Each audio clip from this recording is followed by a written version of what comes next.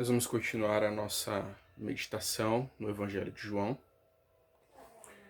E nós estamos no capítulo 1, nos versículos. Hoje nós vamos dos versículos 35 a 42. João, capítulo 1, 35 a 42.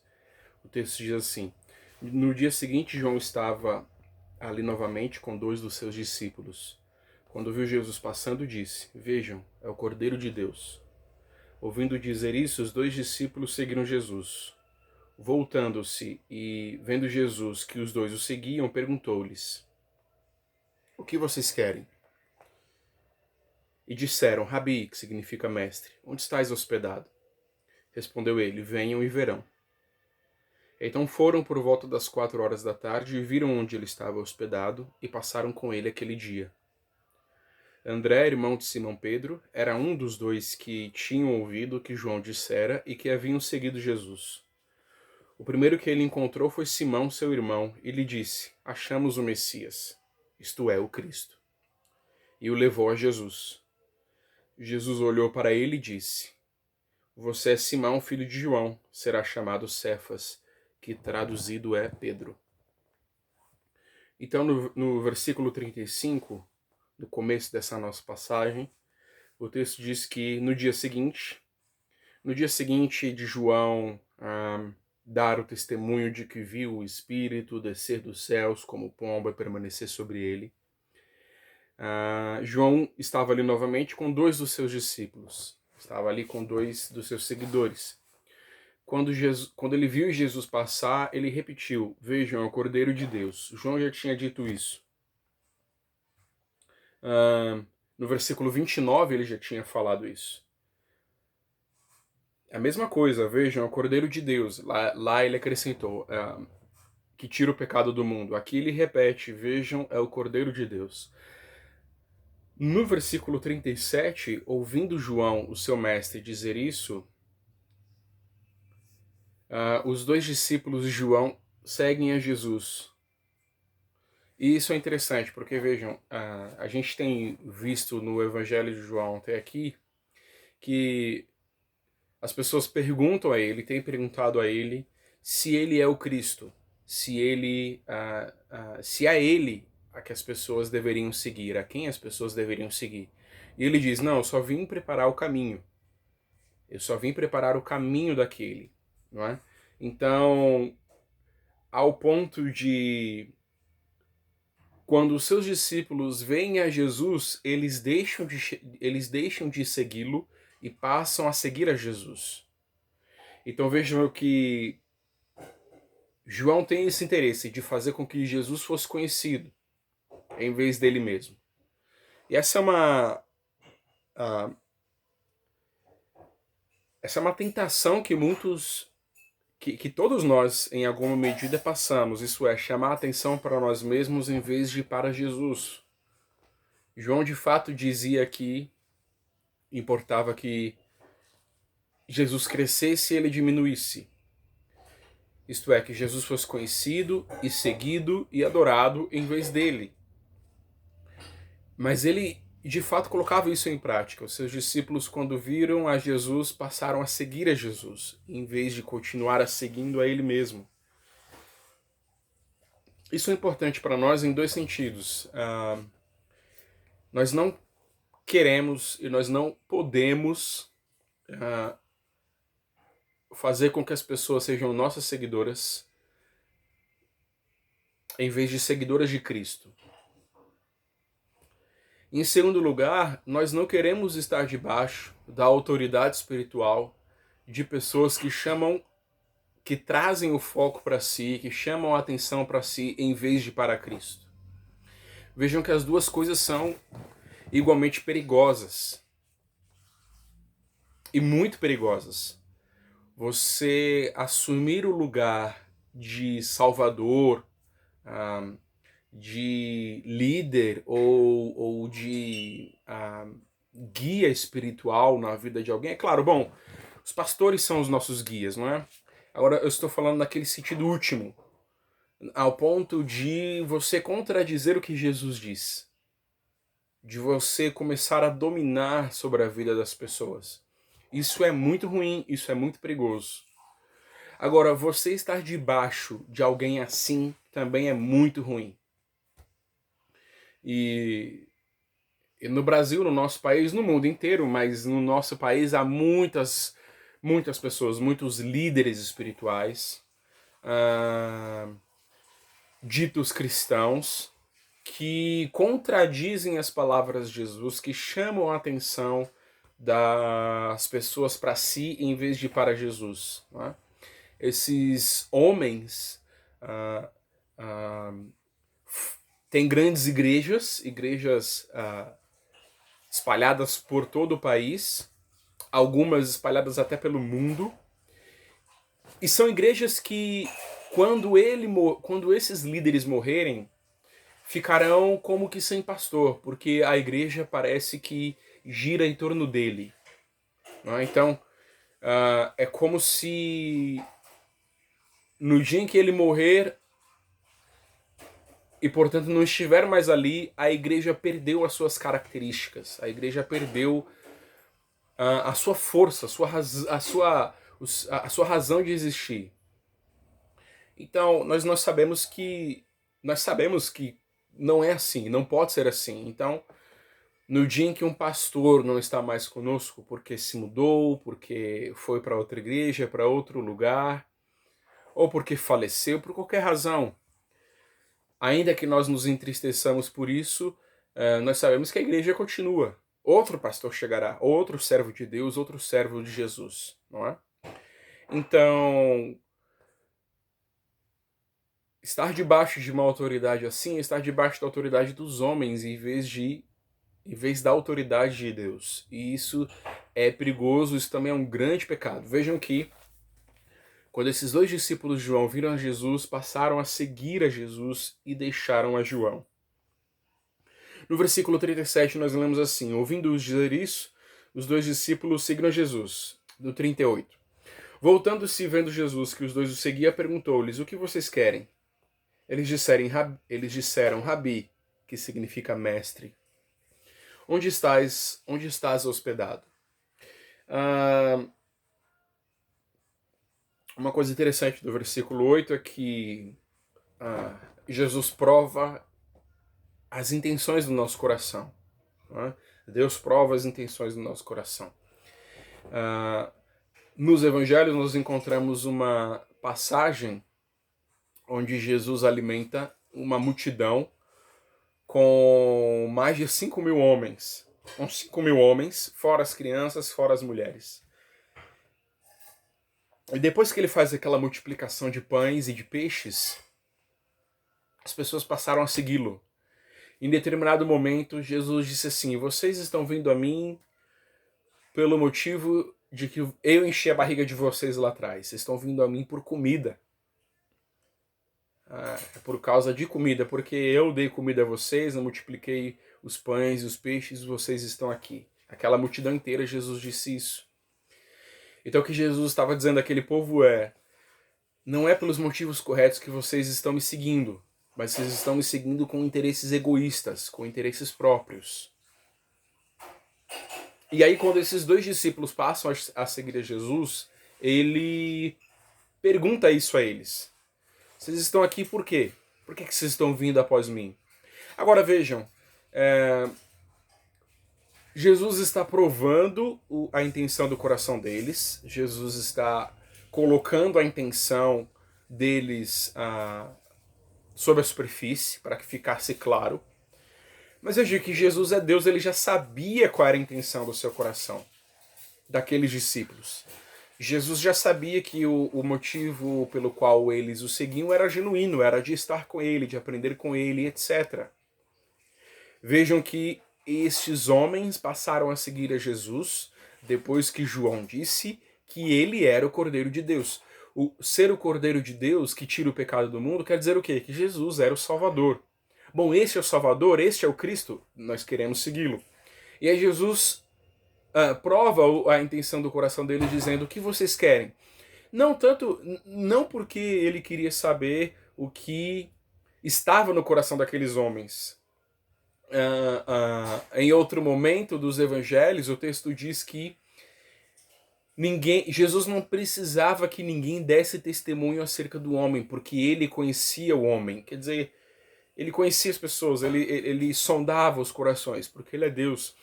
Mas mais porque ele queria fazer com que os discípulos dissessem isso e se dessem conta disso. Bom, nós estamos seguindo a Jesus porque queremos mais Jesus, queremos conhecê-lo.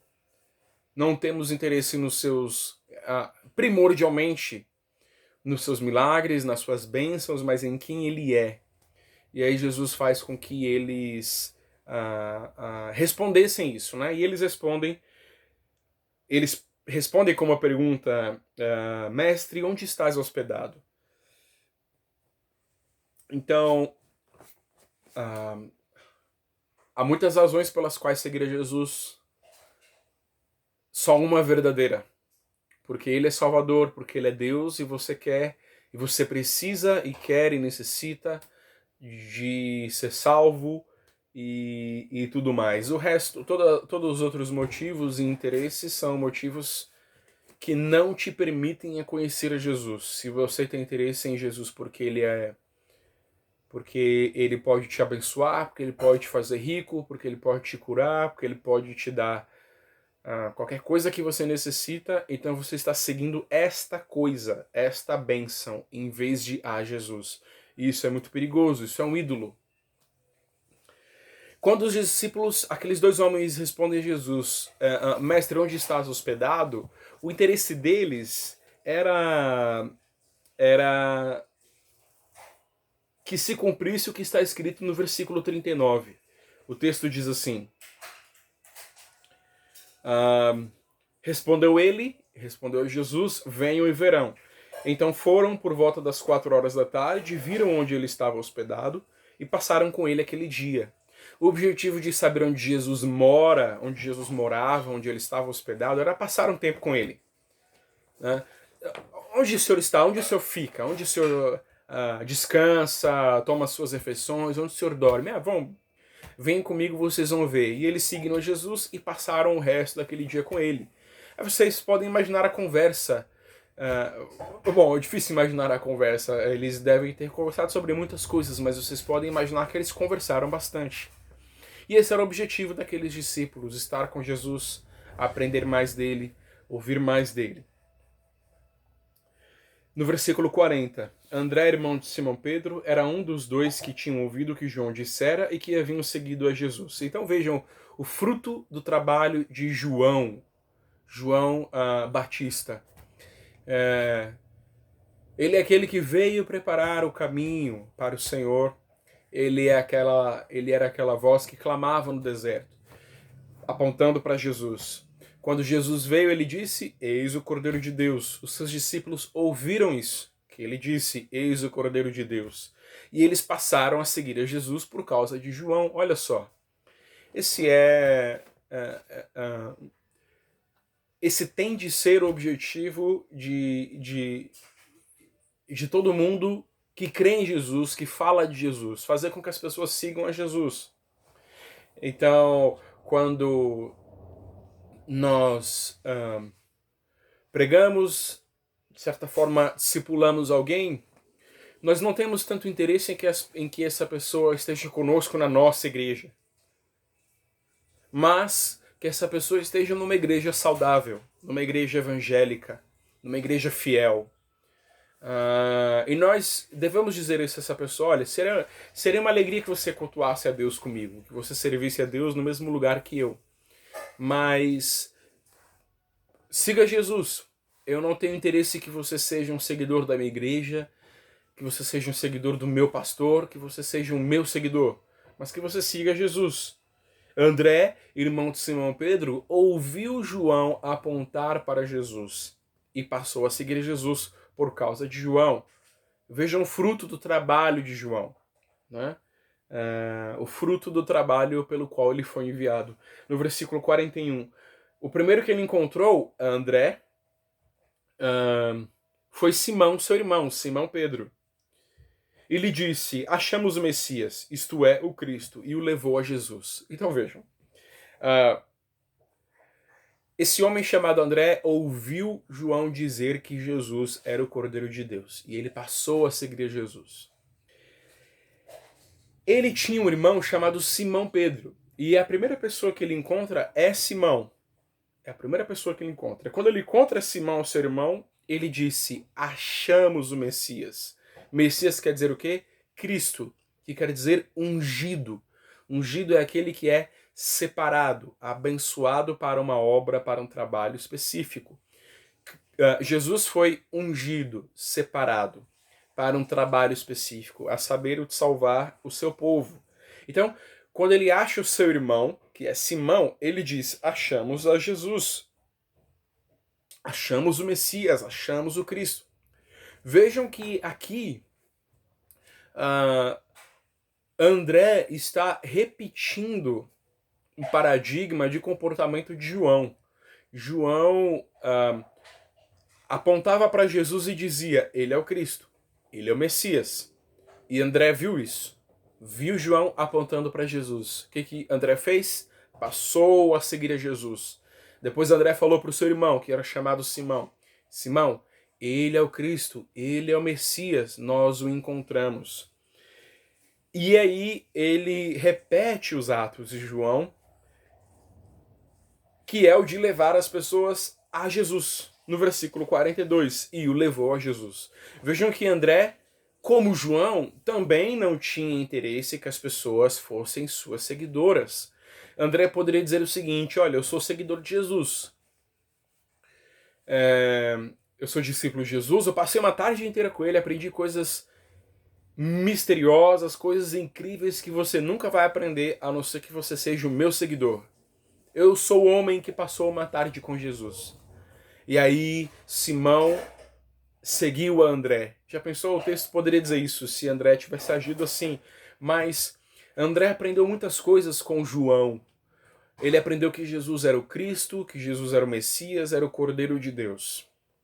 E ele aprendeu também que ele não devia chamar a atenção para si, mas levar as pessoas a Cristo. Então ele faz isso. Ele encontra o seu irmão, ele fala que ele encontra o seu irmão e diz que achou o Messias, achou o Salvador, o Cordeiro de Deus, e ele levou o seu irmão até Jesus. Ele não tinha interesse que o seu irmão fosse um seu seguidor, mas um seguidor de Cristo. E ainda no versículo 42, Jesus olhou para ele, para Simão Pedro, e disse: você é Simão, filho de João, será chamado Cefas, que traduzido é Pedro. Vejam no versículo 42 que Simão não se apresenta para Jesus. E ninguém apresenta Simão a Jesus, dizendo: olha, esse aqui é Simão Pedro, filho de João, esse aqui é um outro João, não é? Não é nem o João Evangelista que escreveu o Evangelho, e nem João Batista. É um outro João. Ninguém disse dessas coisas para Jesus. Jesus já sabia. Quando Simão vem, Jesus diz: seu nome é Simão Pedro, você é filho de João. Isso quer dizer que Jesus sabe tudo a nosso respeito. Quando nós vamos até ele, e mesmo antes de irmos até ele, Jesus sabe de tudo a nosso respeito. Ele sabe quem somos, sabe o que fazemos, de tudo. Dos pensamentos, dos desejos do nosso coração, os nossos segredos. Jesus sabe de tudo, do começo ao fim. Ele sabe de coisas que nós já esquecemos sobre nós mesmos. Ele sabe do que passou, do que está acontecendo, do que vai acontecer. E aí, depois de encontrar a Simão, Jesus diz o seguinte para ele: você será chamado Cefas, você será chamado Pedro. De agora em diante você será chamado Pedro. Essa prática de mudar o nome de uma pessoa ocorria no Antigo Testamento e Deus fazia isso. Né? Então várias pessoas tinham vários nomes e passaram a se chamar com outro nome, porque Deus mudou o seu nome. Isso queria dizer, Jesus estava querendo dizer a respeito de Pedro o seguinte: você agora é um novo homem. E eu tenho o poder de fazer você ser um novo homem. Eu tenho o poder de não apenas mudar o seu nome é Simão. Existe uma passagem dos evangelhos em que um paralítico está numa cama com seus amigos, levando essa cama com ele, sobre ela, e aí Jesus encontra esse homem e diz o seguinte para ele: levanta, toma o teu leito e anda. O homem que não tinha os movimentos de todos os membros do corpo, Jesus fala para ele: levanta, você pega essa sua cama e vai andando. Os judeus vendo aquilo disseram o seguinte para Jesus: quem é você para dizer que perdoou pecados e para dizer que pode fazer e para mandar as pessoas tomarem fazer esse tipo de milagre?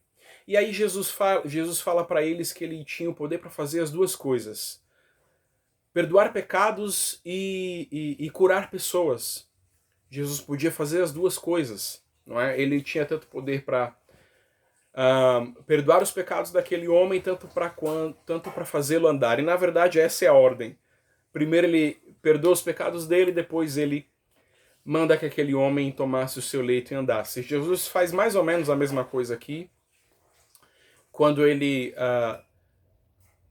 muda Simão, ele faz de Simão um novo homem, mudando o seu nome. É como se ele dissesse o seguinte: eu tenho poder para regenerar as pessoas, fazerem as pessoas nascerem de novo. E uma prova disso é que eu posso mudar o seu nome. Ele estava dizendo para Pedro: eu sei quem você era, eu sei quem você é agora e eu sei quem você será, porque eu estou fazendo de você um novo homem.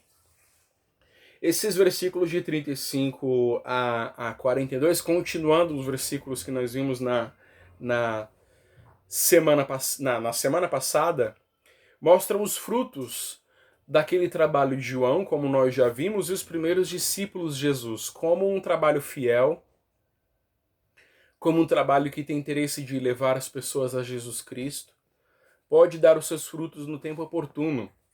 E vejam que aqui não são multidões, não são cidades inteiras que se convertem, mas homens aqui e ali que vão conhecendo a Jesus, primeiro através de João, depois um discípulo de João faz um outro seguidor de Jesus, e assim as coisas continuam, assim as coisas vão andando.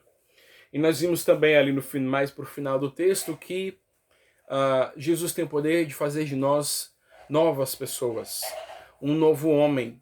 Jesus tem o poder de regenerar o nosso coração, sabendo quem nós somos, de perdoar os nossos pecados, e diariamente perdoar os nossos pecados e de diariamente nos santificar. Que Deus nos abençoe a todos assim. Amém.